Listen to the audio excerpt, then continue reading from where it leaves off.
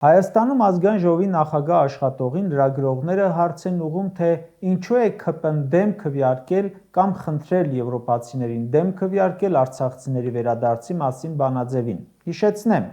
բռնի տեղահանված արցախցիների վերադարձի իրավունքը պահանջող բանաձևին, որը ներկայացվել էր Երևանում անցկացվող Евронեստի խորհրդանական վեհաժողովի նստաշրջանում, ՔՊ պատգամավորները դեմ են քվեարկել։ Ադրբեջանից պահանջվում էր միջազգային անվտանգային երաշխիքների ներքո ապահովել արցախցիների անվտանգ հավաքական վերադարձի իրավունքը իրենց բնօրը։ Այդ դրան ՔՊ-ն դեմ է քվեարկել եւ հորդորել է, որ մյուսներն էլ դեմ քվեարկեն։ Ալենին հարց են տալիս, պատասխանում է. կա մարդ, որ կարող է հայտարարել, որ ինքը կարող է ապահովել հայ մարդու վերադարձը Ղարաբաղի որևէ բնակավայր։ Մեծ խոսելով չի, միայն կենացներ խմելով չի, ասել է նա։ Այո, այս պահին ոչ մեկ չի կարող հայտարարել, որ ինքը կապահովի հայ մարդու վերադարձը Արցախ։ Այո, դա վաղն էլ ոչ ոք չի կարող երաշխավորել։ Հատկապես ՔՊ-ական իշխանությունը հազիվ իր անվտանգությունն է կարողանում ապահովել, էլուր մնաց 150,000 արցախցիների անվտանգությունն ապահովի։ Ավելին, դուք իսկի Հայաստանի ներսում բացի ձեզնից ոչ մեկի անվտանգությունը չեք կարող ապահովել։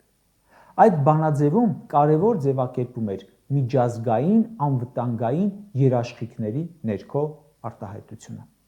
Դա մարդը չի տալիս։ Միջազգային անվտանգային երաշխիքը այն չէ, որ Թրամփը WhatsApp-ի համարը տա, ասի բան լինի զանգեք։